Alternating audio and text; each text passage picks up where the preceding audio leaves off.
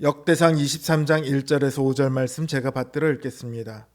다윗이 나이가 많아 늙음에 아들 솔로몬을 이스라엘 왕으로 삼고 이스라엘 모든 방백과 제사장과 레위 사람을 모았더라.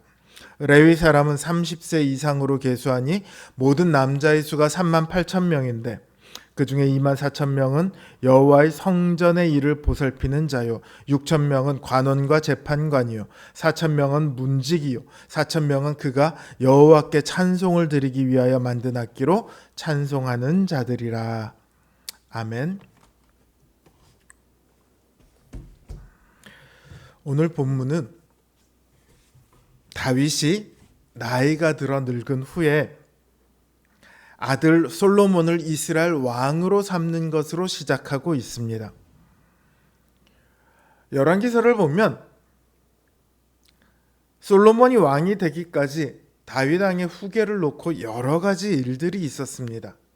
압살롬은 아버지의 왕위를 빼앗으려 했었죠. 또 아도니아가 왕위를 노립니다. 하지만 제사장 사독과 선지자 나단이 개입하면서 그 계획은 좌절되었습니다.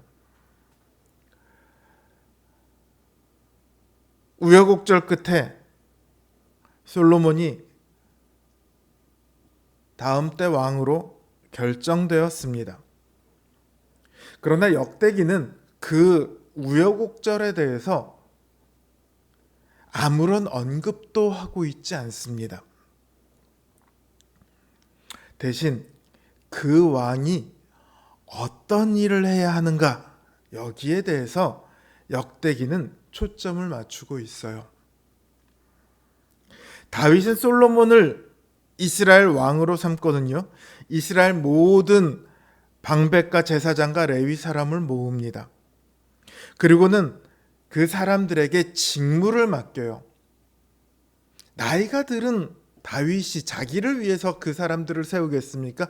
그렇지 않죠. 자기의 대를 이을 솔로몬을 위해서 다윗은 모든 체계를 정비하는 거예요. 근데 가장 먼저 레위인들의 직무에 대해서 말하고 있습니다. 30세 이상 된 레위인의 수가 3만 8천 명인데 그 중에 2만 4천 명은 여호와의 전 사물을 보살피는 자로 세워집니다. 6천 명은 관리와 재판관으로 세워지고요. 4천 명은 문지기로, 4천 명은 찬양대로 세워집니다. 그리고 그들을 다시 그 가문을 따라 구체적으로 직무를 맡겨요. 그게 26장까지 쭉 이어집니다. 그리고 27장에 가서 관원들과 천부장, 백부장의 조직이 비로소 나와요. 그러니까 다윗이 레위인들을 먼저 세우고요. 그 다음에 용사와 관리들을 세우고 있어요. 이러한 순서는요, 다윗 왕국, 더 나아가 그 나라를 계승할 이스라엘 왕국에게 있어 가장 중요한 일이 무엇인지를 말해줍니다. 왕들이 해야 할 일이 무엇인가를 알려주고 있어요. 이스라엘의 가장 핵심은 무엇입니까? 하나님을 섬기는 것, 곧 예배입니다. 그래서 레위인을 먼저 세운 거예요. 우선순위가 정치나 군사에 있지 않습니다. 하나님과의 바른 관계가 유지되는 예배가 가장 중요해요. 이 관계가 깨지면 아무리 정치를 잘해도요, 아무리 군사가 많아도요, 나라가 유지되지 않습니다. 그걸 보여주는 게 이스라엘의 역사죠.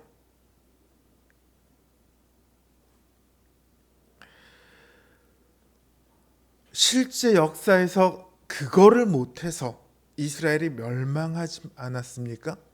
이들은 자신들 이스라엘이 왜 멸망했는가를 명확하게 알고 있어요. 역대기가 쓰여진 이 시대 사람들이 어떤 사람들이라고요? 바벨론에서 포로가 되었다가 돌아온 사람들이라고요. 그들은 이스라엘이 왜 멸망했는지를 압니다. 그리고 어떻게 해야지 그들이 다시 멸망하지 않고 하나님의 그 보호 아래, 하나님의 언약 아래에서 예전처럼 다윗의 때처럼 살아갈 수 있는지를 알고 있어요. 그게 바로 예배입니다. 레위인들은요, 매일 아침과 저녁에 서서 주님께 찬양하고 감사해야 했습니다. 뿐만 아니라 이들은 또 어떤 일을 하냐면 하나님의 말씀을 가르치는 일을 하고요, 하나님의 말씀을 따라 재판을 해야 했어요. 재판을 하는 일이 장로들에게 맡겨지지 않았어요. 레위인들에게 맡겨졌다고요. 그 말은 재판이 무엇과 밀접하게 관계가 있다고요? 예배와 밀접하게 관계가 있다고요. 왜냐하면 예배는 하나님과의 바른 관계에서만 가능하기 때문입니다. 그러니까 오늘 본문은 하나님을 향한 예배가 아침 저녁의 분향이나 기도나 찬양만을 의미하는 것이 아니라요, 삶의 모든 전반적인 면이 다 예배다, 이렇게 말하고 있는 거예요. 왕은 그 일을 하는 사람들이에요. 백성들이 삶의 예배를 드리게 만들어야 합니다.